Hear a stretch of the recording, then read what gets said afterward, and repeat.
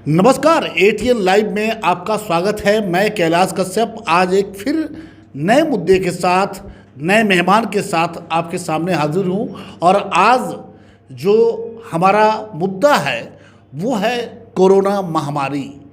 जी हाँ, आज इस कोरोना महामारी ने सिवान में तहलका समझा दिया है। प्रतिदिन रोज जो कोरोना पॉजिटिव मरीजों की जो संख्या है वो लगातार बढ़ती जा रही है और इसके साथ ही सरकार की वो नाकामी भी सामने आ रही है।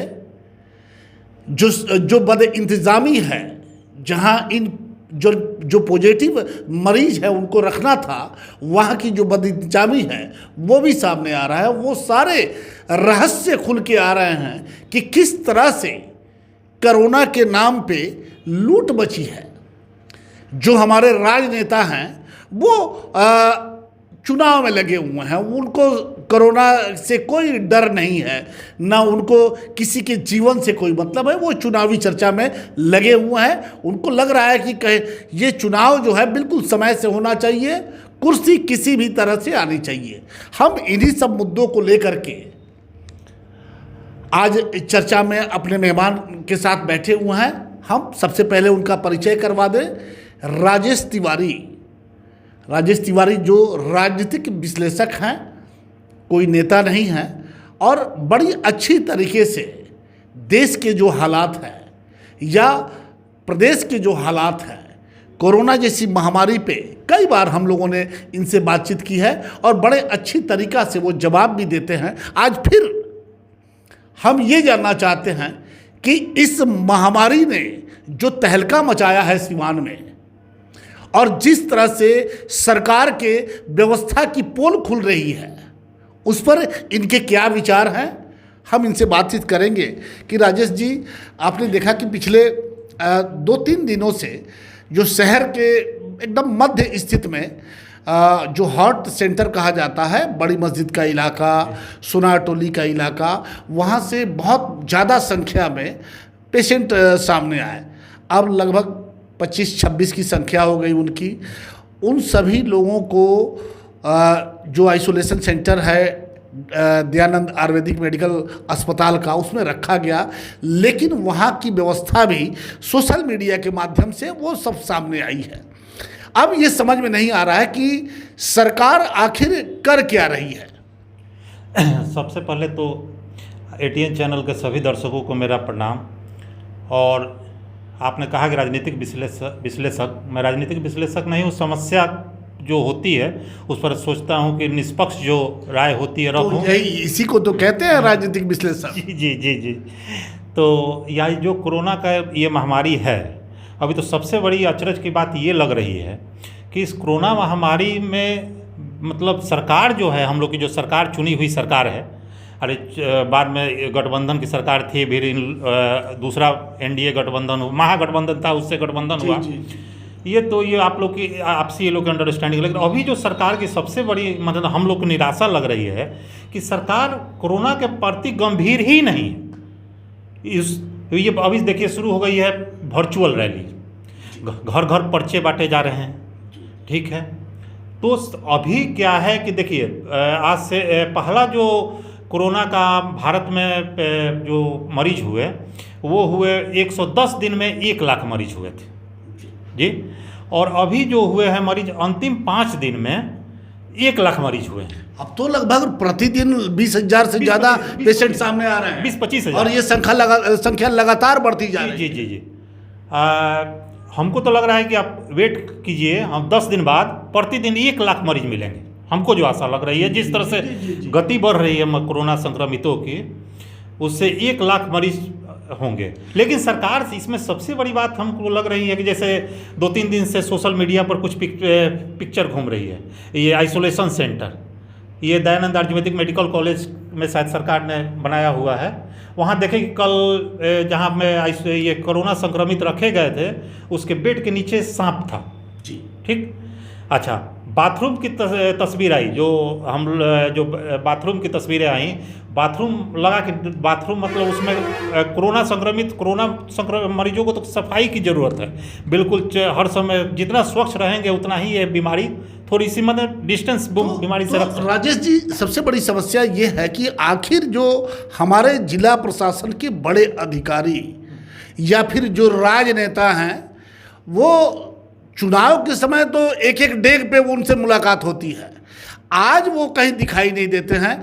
आज जब जिला अधिकारी वगैरह या जो भी अधिकारी हैं जिनकी जिम्मेवारी बनती थी, उस आइसोलेशन सेंटर को पहले जा करके उनको देखना चाहिए था कि यहाँ सफाई की क्या व्यवस्था है, यहाँ लोगों को रहने की क्या व्यवस्था है। चूँकि अब शहर के लोग हैं, वो थोड़ा फैसिलिटी खोजेंगे। जब आपने देखा कि जब 22 मार्च के बाद से जब पूरे शहर को लॉकडाउन किया गया था, तो हमें लगता है कि कम से कम 15-20 सेंटर बनाए गए थे, क्वारंटाइन सेंटर बनाए गए थे और बड़े अच्छे अच्छे होटल को ले लिया गया था। आज वो व्यवस्था क्यों नहीं कर रही है प्रशासन? वहाँ जब उस दयानंद आयुर्वेदिक मेडिकल जो अस्पताल है उसमें उस तरह की व्यवस्था नहीं है, वहाँ कमरे अच्छे नहीं हैं, जो बाथरूम वगैरह हैं वहाँ वो अच्छे नहीं हैं, वहाँ महिलाएं हैं, वहाँ छोटे छोटे बच्चे हैं। अगर उनके साथ कुछ हो जाता है तो ये जिम्मेवारी किसकी होगी? ये तो बिल्कुल सही बात है कि जिम्मेदारी जो बिहार से हमारे द्वारा चुनी हुई सरकार है उसकी होगी, बिहार सरकार की होगी। जो सरकार होती है उसी की सारी जिम्मेदारियाँ होती हैं, विपक्ष की तो कहीं जिम्मेदारी नहीं होती है। जो भी व्यवस्था करनी होती है वो सरकार के द्वारा होती है, और सरकार का एक जिला प्रतिनिधि जिला प्रशासन होता है। अच्छा, विपक्ष की आपने बात कही राजेश जी, विपक्ष भी कहीं नहीं दिखाई दे रहा है। हमें समझ में नहीं आ रहा कि आखिर विपक्ष कर क्या रहा है। देखिए, ये विधानसभा चुनाव अक्टूबर-नवंबर में बिहार में है, और ये लोग फुल मतलब अपने आप को इस तरह दिखाना चाहते हैं कि कोरोना बीमारी को नज़रअंदाज करते हुए ये पूर्णतः चुनावी मोड में चले गए हैं सभी पार्टी के नेता। और ये हमारी जनता की भी यहाँ कुछ गलती है। जनता भी देख रहे हैं कि उस जो रैली हो रही है जा रही है, अभी हमारे पास बीमारी हुई है, हमारे पास आपदा आई हुई है, तो सबसे पहले वो हम देखेंगे कि ये लोग चुनाव देखेंगे। चुनाव तो हमारे लिए अभी कोई आवश्यकता नहीं है, चुनाव 2-3 महीना बाद भी हो सकता है। क्या हमारा जिसका जीवन चला जा रहा है, आप देखिएगा कि हम कुछ जो हमको जानकारी मिल रही है, हर मोहल्ला में 2-4 संदेहास्पद मृत्यु हो जा रही है। संदेहास्पद इन द सेंस अभी कल भी एक मृत्यु हुई है।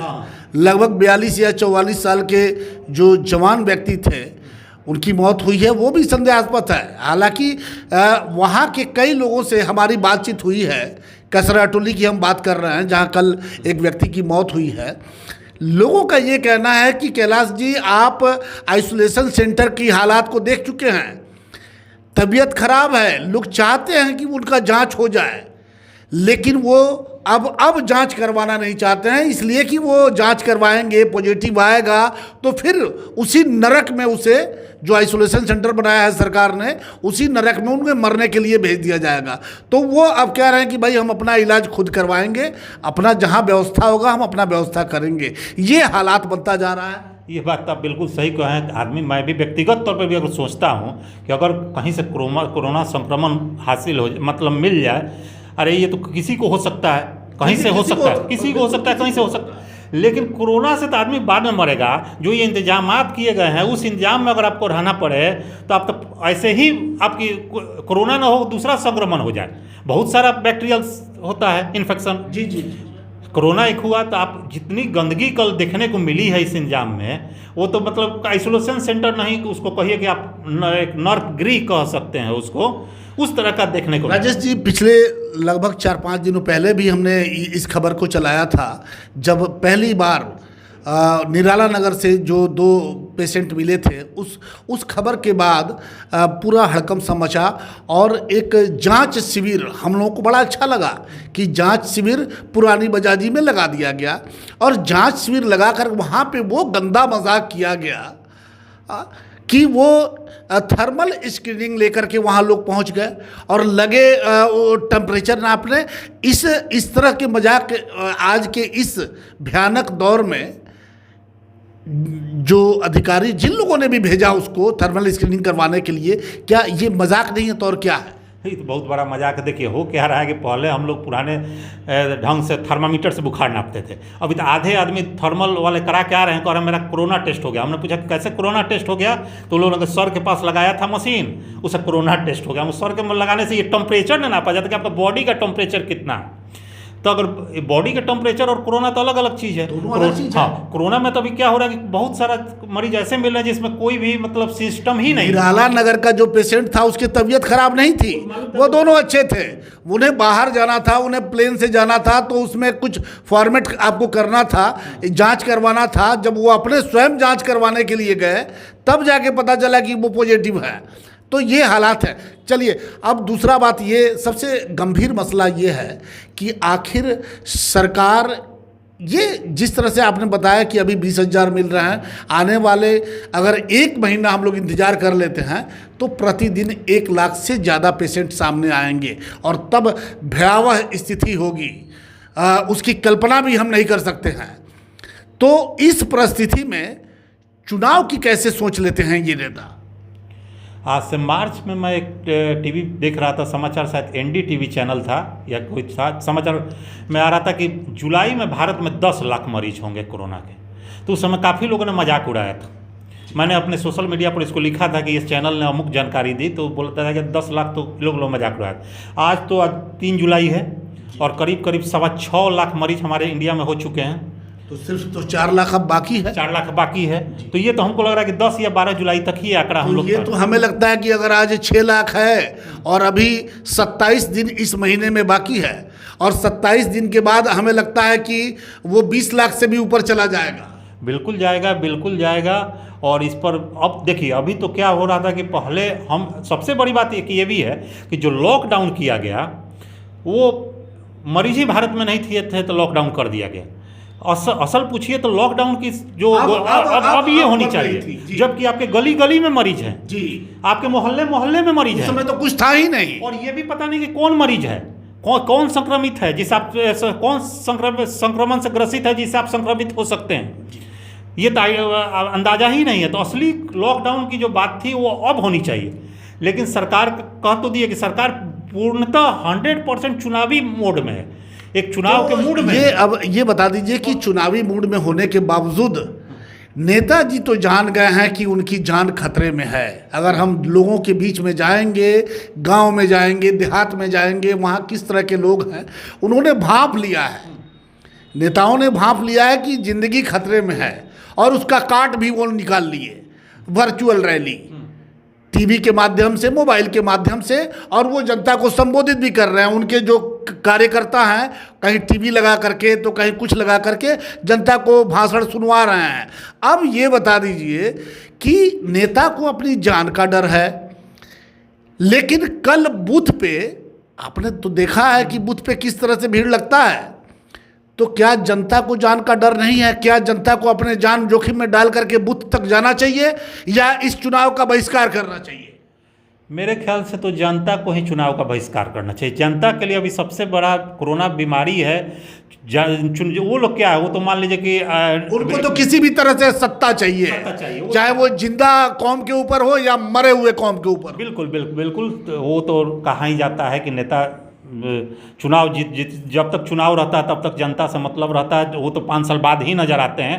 कोई भी MP हुआ, कोई भी MLA हुआ, ये 5 साल तो ये लोग जनता से दूरी बना के ही रखते हैं। जब चुनाव आता है, अभी देखिए चुनाव 3 महीना है, ये लोग सब कोई जागरूक हो गए हैं। वर्चुअल रैली है, पंपलेट है, इंटरनेट से मैसेज है, ये सब चीज़ें हैं। लेकिन यही जनता कहाँ थी, ये कहाँ ये लोग थे जबकि कोरोना में जब सड़कों पर मजदूर जो है बिन खाए मर रहे थे, वो पैदल। एक आदमी सामने नहीं आया, एक आदमी सामने नहीं आया, कोई विधायक सामने नहीं आया, हाँ, कोई नेता सामने, जनप्रतिनिधि सामने नहीं आया, बिल्कुल नहीं आया। कोई जनप्रतिनिधि कहाँ था? कोई जनप्रतिनिधि दिखा? पूरे 60 दिन का जो कंप्लीट जो लॉकडाउन हुआ था उसमें कोई भी जनप्रतिनिधि किसी भी सोर्स से क्या कर रहा था? कोई भी कुछ नहीं कर रहा था। और मजदूर जो ऐसे ही आ रहे थे वो तो जनता थी, कुछ जो सामाजिक थे, जो सामाजिक लोग थे। आपको क्या लगता है कि अभी आपने देखा होगा कि चुनाव आयोग भी गंभीर है इस मामले को लेकर के, कि हो सकता है कि उसने राय मांगा है कि इस कोरोना के जो लगातार बढ़ रहे हैं पेशेंट, उस पर वो राय मांगा कि क्या चुनाव हम करवा सकते हैं। तो अब देखिए उस पर क्या होता है। लेकिन आपको क्या लगता है कि क्या चुनाव होना चाहिए, या इसको अभी तत्काल जब तक स्थिति कंट्रोल में नहीं आती है तब तक इसको स्थगित करना चाहिए? मेरे ख्याल से तो चुनाव ये लोग चाह के भी नहीं करा पाएगा। जो स्थिति बढ़ रही है, कोरोना जिस तरह से मरीज बढ़ रहे हैं, अगर ये लोग पूरी अपनी शक्ति भी लगा दे तो हो सकता है कि हम मतदाता ही बूथ पर ना जाए। मतदाता अब हम सबसे बड़े जीवित रहेंगे या हम अपने जान की चिंता रखेंगे तो हम बूथ पर कैसे जा पाएंगे बताइए। अभी के ही जो हालात है, जैसे बिगड़ रहे हैं हालात, आप देख रहे होंगे कि हर जगह, कहीं नहीं पूरे भारत में, कल पटना का भी हम फिगर देख रहे थे, सिवान छोड़िए, सिवान में भी तो प्रतिदिन फिगर डबल ही होते जा रहा है। जी। ऐसा नहीं है कि नहीं हो रहा है ना, सब जगह का वही हाल है। उसी में तो कल सुने पटना में तो 80-90 एक दिन में मिला। एक जो पटना का जो मुख्य जांच करता है कोरोना का, कल सुने कि वो 2 दिन के लिए बंद रहेगा। और बताइए कि वो RIML क्या था है? जी RML है। हाँ, वो बंद रहेगा। क्यों? तो उसमें 1-2 जो ये लेबोरेटरी के बॉय हैं वो इन्फेक्टेड हो गए, तो सैनिटाइज करने के लिए, साफ़ करने के लिए इसको 2 दिन के लिए बंद किया गया। कल 2-3 चैनल पर मैंने ये न्यूज़ सुनी। अब बताइए कि असली फिगर तो वहीं से आता था। तो ये जांच जो है, क्यों जांच भी बंद होनी चाहिए इस हालात में। जाके डेली प्रतिदिन आपके पास मरीज 400-500 मिल रहे हैं, कैसे होगा? मान लीजिए कि एक इन्फेक्टेड हो गया, सपोज दैट एक आदमी संक्रमित हो गया, तो वो 2-3 दिन भी घूमेगा तो कितने आदमी को संक्रमित करेगा? सबसे बड़ी बात तो ये है। तो इस कुल मिला के ये माना जाए कि सरकार गंभीर नहीं है कोरोना के मामले पर। वो उनके अभी सारा ध्यान उनका चुनाव पे लगा हुआ है। बिल्कुल पूर्णतः, और ये बिल्कुल प्रखर सत्य है कि जो सरकार है वो चुनाव ही उसके लिए अहमियत रखती है। जनता की जो जान है उसके लिए इस समय अहम नहीं है। चुनाव उसके लिए मुख्य मुद्दा है, चुनाव उसकी मुख्य प्रायोरिटी है। किसी तरह से जल्दी से चुनाव हो कि वो अपना सत्ता में फिर से आ जाएं, जो भी जिसको भी आना है वो आ जाएं। तो ये मुख्य मुद्दा है।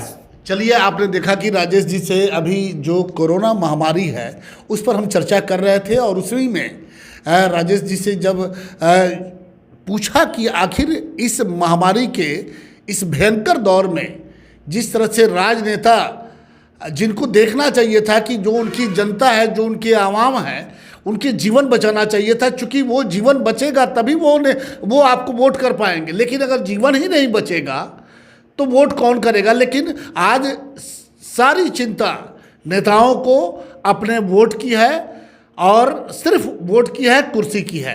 तो हम तो यही कहेंगे कि देखिए, आज जो हालात है वो कोई सरकार, कोई पार्टी आपके साथ नहीं है, आम जनता के साथ नहीं है।